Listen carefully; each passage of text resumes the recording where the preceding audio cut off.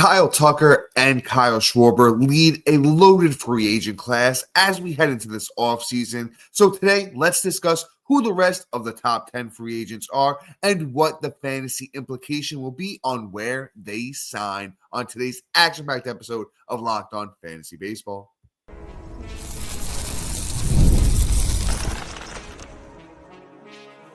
You are Locked On Fantasy Baseball, your daily fantasy baseball podcast. Part of the Locked On Podcast Network, your team every day. Hello, fantasy baseball fanatics, and welcome to the Locked On Fantasy Baseball podcast, brought to you by the Locked On Podcast Network, your team every day.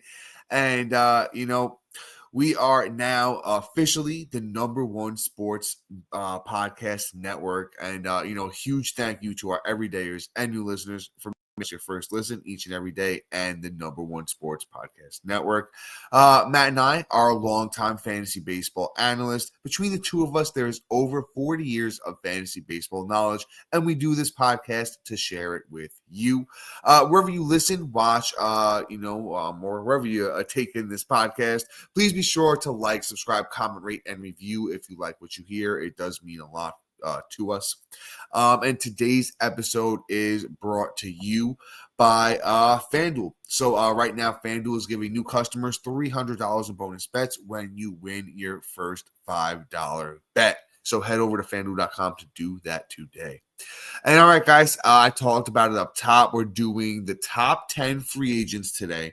I mentioned we got the two Kyles up top. We're going to talk about potential landing spots for all of these players, what the fantasy baseball implications will be, and what you should do depending on what kind of team these guys sign on. Because I know you're going to have a lot of these guys on your keeper or dynasty teams because I picked the best names. So there's definitely going to be a lot of fantasy baseball implication. We're going to start off with the best, then we're going to do the pitchers, and a surprise name at the end. May or may not have heard of them. So it's going to be a fun episode today. So make sure you're locked on for the whole thing. Let's start off at the top. We got Kyle Tucker. Tucker, if you listen to the podcast, I'm a fan. I do like Kyle Tucker. And if you were even in, happened to be in the Locked On Fantasy Baseball Listener League last year, Matt and I did take Kyle Tucker. So, I do like him, but a bit of year was injured for a little bit. Tucker played in 136 games. Had 500 at-bats, 91 runs, 25 doubles, 4 triples, 22 homers, 73 RBIs, 25 steals. He also had 87 walks to 88 strikeouts, and he hit 266.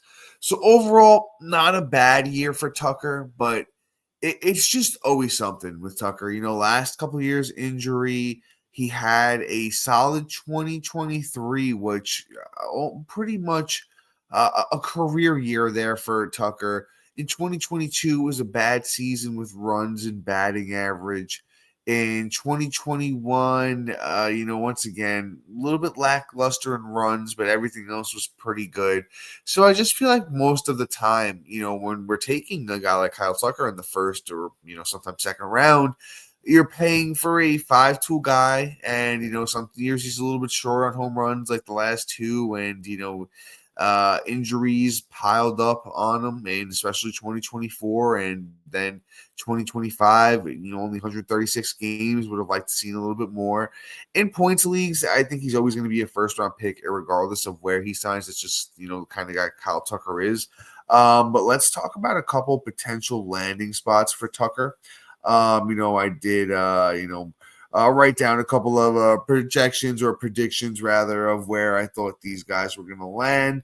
So I do think Back to the Cubs is, a decent projection or a decent thought process here where, Tucker lands. They need him if they want to be competitive or they want any chance of, doing anything. I think Tucker is a key cog there. A couple other teams I wrote down is the Dodgers, because the Dodgers just always going to Dodger, man. You don't put anything past them. Honestly, I could have put Dodgers for any team on this list, but I definitely thought Dodgers here for sure. And then, I did want to throw my Yankees on this one just because I think Kyle Tucker, I might be mistaken on this. I believe he has mentioned the thought process of possibly playing in New York. Correct me if I'm wrong. But then again, Yankees could use a bat like this in their lineup, and they're willing to spend the money, so it could be possible. But let's move on to this next guy, another elite Kyle in this league. Let's talk about Mr. Kyle Schwarber.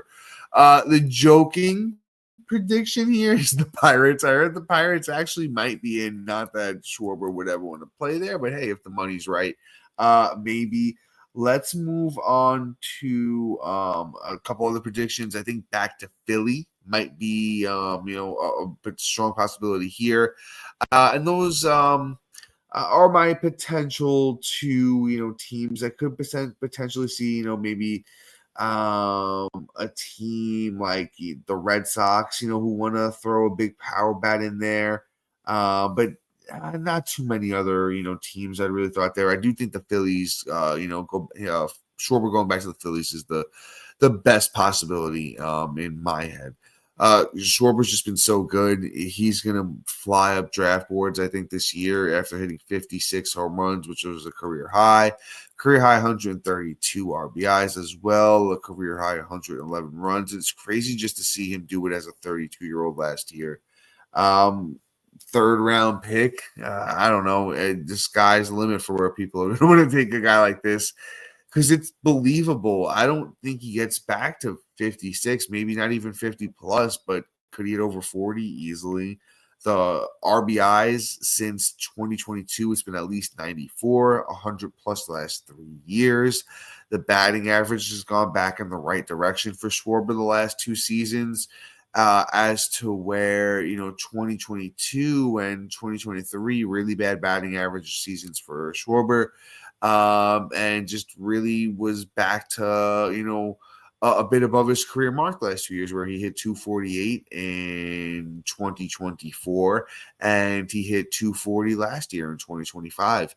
So Schwarber, great player, almost one of the landing spot proof guys, just because of what he does. And he hits those mammoth home runs that it's not really going to matter what park he where he signs. If he gets a more hitter friendly park, yeah, maybe some more of those doubles go over the fence and he could get closer back to 50. But Philly's a good park to hit in already. So Schwarber himself, almost signing proof where he goes for fantasy baseball purposes. But if you do have him and you're in a keeper dynasty and you maybe only keep like 5 to 8 players, Schwarber, I'm keeping him, man. I think he's going to have a really nice 2026 season. And a projection 45 homers, 242 batting average, 102 RBIs to 100. Let's say I think more 107 RBIs. And let's call it 90 runs. I think it's going to be a big year for Schwarber, of course. And I think that's mainly, if he signs with the Phillies or, another team that has a similar, good park to hit in. But you know what? Before we move on and we talk about Pete Alonso, we got Bichette coming up. We're going to do the pitchers after that. So this is going to be a great episode. Make sure you're locked on for the whole thing. And once again, those names and more coming up next.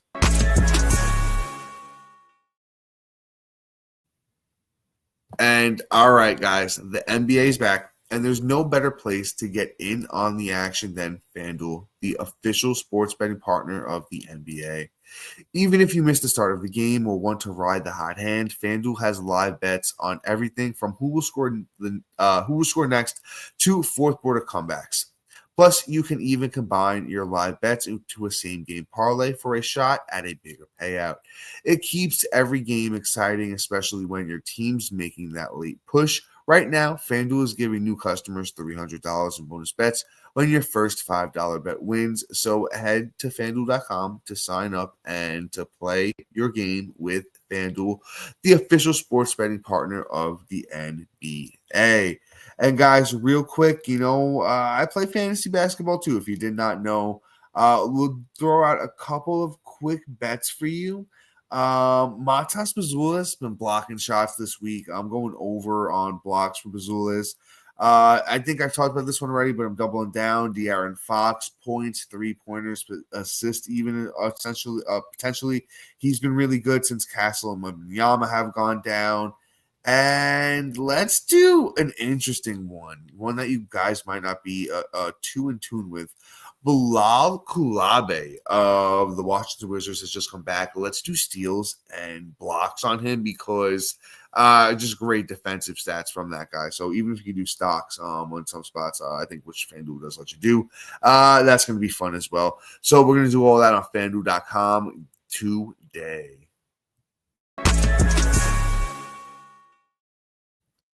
All right, guys, and let's keep it going. Let's move on to this next guy. Let's talk about Pete Alonso, the polar bear. Good year, really good year from Alonso.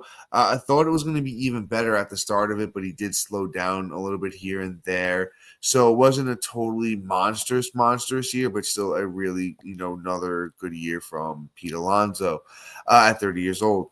Played in 162 games this past season, had 624 at-bats, 87 runs, 41 doubles, 1 triple, 38 bombs, 126 RBIs, which is a great number there, 61 walks, 262 strikeouts, and he had a 272 batting average over past season or last season.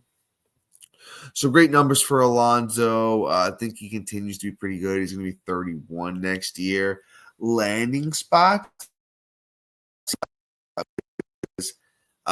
depending on what happens with Tristan Casas, the Red Sox maybe you're interested.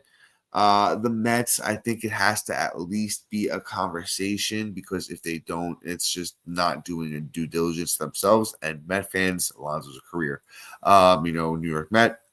And that's what I really threw on there. But obviously, there's a lot of potential places for a big slugger like Alonzo to land. I think he's almost as good as Schwarber as where he's match approved because he just hits the ball so far. And the one thing I do want to talk about with Alonzo is where does the batting average end up? So if we go back even to 2021, let's average it out.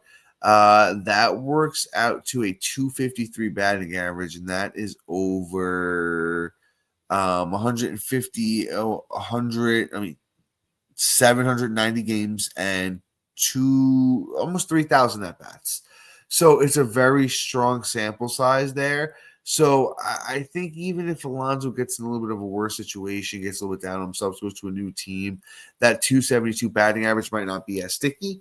It might be closer to his career 253 mark. But once again, I do love me some Pete Alonso. I actually have him in a dynasty format. And I'm holding on for now. I'm holding on at this point. We'll see where it takes me though. Let's move on to this next guy. Let's talk about Bichette. For Bichette, the thing is he's probably a little bit more relevant when it comes to real baseball stuff because that's where he excels and just the real baseball. It's got a lot of great intangibles. And for our game though, still really good, but only 4 steals isn't really contributing if much at all in that category. Same with the 18 home runs. Even the 78 RBIs wasn't fantastic, so you're really just banking on the 94. Or I don't know if I said 78 RBIs, but 78 runs last year for Bichette. 94 RBIs. So I don't know if you're really just relying on something like RBIs, which is usually not super predictive year to year, especially guys who might be moving around the batting order. Not to say that's going to happen with Bichette, but we'll see. But 94 RBIs and 311 batting average. So Bichette got the job done, was really good last year. I think he continued to be good. So we'll just see where the wind takes us. Bichette specifically, where did I write him down for his free agency? He's another one I think just goes back home. I think it's Toronto or bust almost here for Bichette. Toronto needs him desperately in this lineup to, complement Vladdy and Santander and the rest of them boys. But, I love me some Bichette, and I think he's going to be very, very useful for fantasy baseball in 2026. But once again, I just say temper expectations a little bit because where is he really like blowing you away other than the batting average department? And sometimes we find guys like Luis Arias on waiver wires, which is crazy, but it definitely happens. Let's keep things moving. Let's go to Alex Bregman. Alex Bregman, I like him. I like the cut of his jib, man. And it's tough to say as a Yankee fan, but I've seen Bregman play live a couple times, and it just seems like he really has that like grit and grind, aspect to his game. I don't really know what winds up happening here.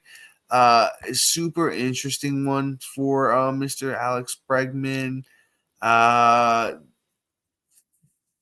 He played 114 games this last season, 433 at bats. He had 64 runs with 28 doubles, 18 home runs, 62 RBIs, and he had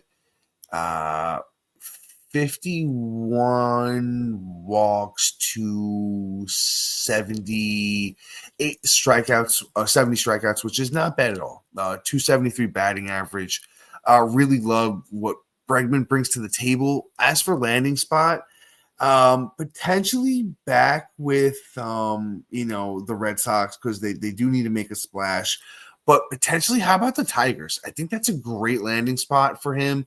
They had a little trouble over there at the hot corner, this past season. So I think Bregman go over there, shore that up for them. If the Tigers want to spend the money and compete still, which they did a pretty good job last year. They went out there, they played hard. Had a really good first half. Didn't finish strong, but I think if they add a guy like Bregman, it's going to work out. About 25 homers I'd expect for Bregman if he can get you 150 games around that mark. Also, 80 RBIs if he gets there, maybe 75 to 80 runs as well with a 270 plus batting average. It's just who Bregman is. He's just pretty sturdy, reliable. And I think no matter where he goes at age 32 next year, I don't want to say matchup proof because, you do see a potential of him going to a bad team and just, want to like not being as motivated. But I like to say definitely Tigers or, going back to the Red Sox is in the cards for an Alex Bregman. Before we move on and we discuss Cody Bellinger, we got the arms coming up next as well. Dylan Cease, Framber Valdez, those names and more coming up next.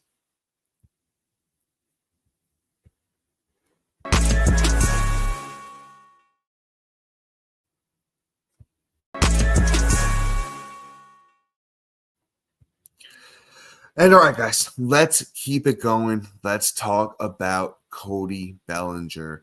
Cody Bellinger, nice year with the Yankees. Another dude who kind of just started off really hot. Didn't really fall off too much, but didn't absolutely blow us away at the end of the year. So Bellinger, 152 games this past season, 588 at-bats, 89 runs, 25 doubles, 5 triples, 29 bombs, 98 RBIs, chipped in 13 steals, hit 272. I hope the Yankees could re-sign Bellinger. I do think that's in the cards. You got teams like the Mets who might have to look into Bellinger too, depending on what Alonzo does. A lot of teams are going to be in on Bellinger because he bounced back really strong, over the last few years after having about 3 down seasons, actually, from 2020, 2021, 2022. Bellinger's been really good the last 3 years, especially with the Yankees. I think he likes hitting in the park. Personally, for me, after he proved it this year for Bellinger, it's going to be real fun to see where he's taking an outfielder going into the 2026 season. I personally, I'll throw up the rankings real quick. Let's do it. I'll talk about where I have him ranked real quick. If you guys bear with me at outfield, because I know I really like what he can do. I believe in the power. I definitely believe in the RBIs in this Yankee team. A lot of great guys to drive in. In points league, he improved his walk to strikeout ratio. You'll love to see that. But at outfielder, I have Bellinger ranked actually at 17. A bit high, a bit bullish for sure. I don't want to say it's my way too early rankings. So take it all with a grain of salt as you may, but I'm inspired to see what Bellinger can do in the 2026 season, especially if it's back with the New York Yankees. Somebody I'm not as excited about is Dylan Cease. He's good, but he really just, I feel like, lets me down, when I need him the most, and I just really get invested and start drafting him, which did happen this year. Not that I was in tune with ADP, because I believe he was like a top 10 starting pitcher. I had Cease more around like 15 to 18. Just fell. He fell in a lot of my home leagues, and I guess for good reason. Maybe the guys I play with my home league are smarter than the experts. Sometimes I think they are. Super competitive league, that is. Cease last year had 32 starts, a 4.55 ERA, only 8 wins to 12 losses, 168 innings, 215 strikeouts, and a 1.32 WHIP. He's had a couple of really strong years in 2022 and 2024. Other than that, Cease has been really mediocre. It's just somebody I'm kind of going to be fading away from, irregardless of the landing spot. I do want to see where I wrote down I have Cease going. Maybe the Orioles, actually. I do like that. Decent park to pitch in, kind of gives him a little refresh, rebirth. Goes back to the AL. Could be interesting for a guy like Dylan Cease. TBD though, I don't know how many shares I'm gonna have. I think it's gonna be tough. I was scorned really bad this year by Cease. But with that being said, let's keep things pushing. Let's talk about Framber Valdez. Framber Valdez, great pitcher. Really just reliable, sturdy, kind of just get the job done, no nonsense kind of guy. Even though numbers this year been inflated. This year it was a 31 start season for Framber, 3.66 ERA, 192 innings, 187 strikeouts. He had a 1.24 ERA. Not ERA, which WHIP, which is a bit high, especially since when you consider the last 3 seasons prior, Framber had a sub 1.2 WHIP, which was kind of starting to be the trend. Trended back up in WHIP. ERA took a little hit back up. Framber, for me, not somebody I'm gonna go out of my way to invest in. Kind of the landing spot obviously does mean a lot. I do want to see. I wrote down a few different ones here. I wrote down the Padres potentially and the Cubs.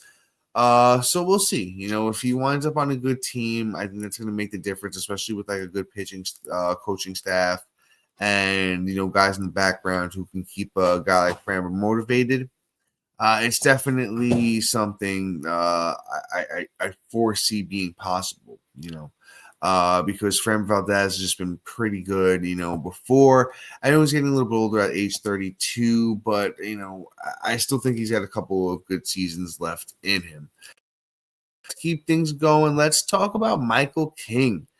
Michael King, I just feel like is going to wind up being really undervalued going into draft season. I know he dealt with a little bit of injury this past season, led him to only being able to get in 15 starts. But, he was pretty good over that time that Michael King was. It was a 3.44 ERA with 73 innings pitched to 76 strikeouts, and he had a 1.20 WHIP, clean. Michael King is just good, man. The market for him should be every team. I wrote down Padres, maybe him just going back there. Maybe the Texas Rangers want him. The Yankees, of course, could always use Michael King back, but I don't think that will happen. So it's just a TBD right now on Michael King, as far as the team context. But I'm drafting him. Maybe not as my 1 or 2. I can pull up where I have him ranked, actually, and I hope it's not in the 1 or 2 range because sometimes I'm known to do that and then backtrack. I have him ranked at inconspicuously 28. So it's just right outside of that top 2. Top group.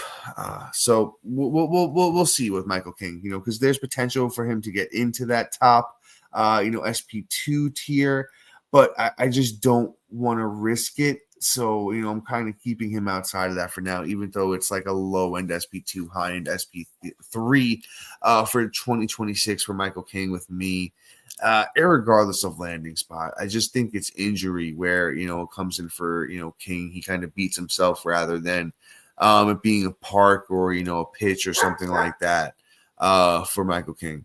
But let's move on to, almost the end of this episode, where we're going to start to wrap things up. But let's talk about Munetaka Murakami, man.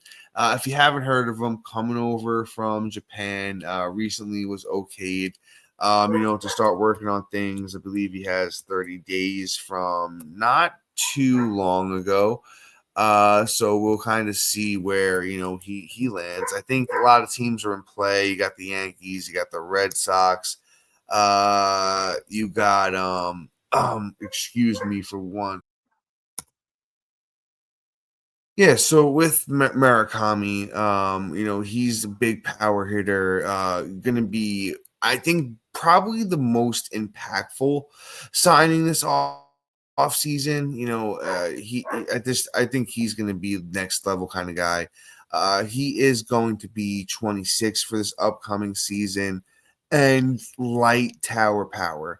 56 home runs in 2022, 31 in 23, only 25 last year, 24 last year, but he dealt with injury. It was only 69 games played. He was on a monstrous pace.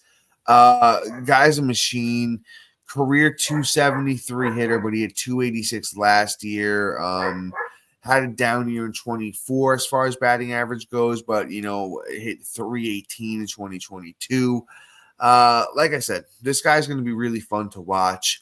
Power, I think, is going to translate very well. I think he's going to be like an elevated version of Seiya Suzuki because, the batting average is going to be nice, but, it's going to be a lot more power. And, I think the counting stats should be fairly good depending on what team Murakami winds up on. So we'll see. We'll see. This one is something we'll revisit. I got to do a little bit more research on Murakami myself. Not super familiar with them, but just know that the power is absolutely legitimate. And that's the number one thing we're going to be looking into when we draft them.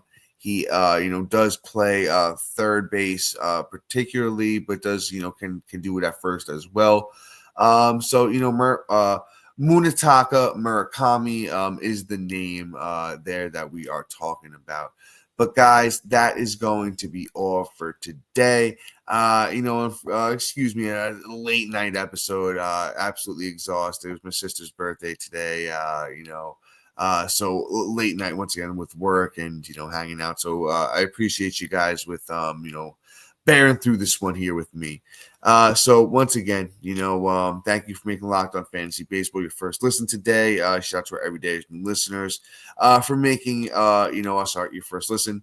For your second listen, check out the all-new Locked On MLB Game Night, every game, every night, all season long. Get local analysis on a national scale, and you're going to find MLB Game Night on Locked On MLB on YouTube or listen to your podcast. And also, make sure you check out that newsletter. But guys, until next time, see ya.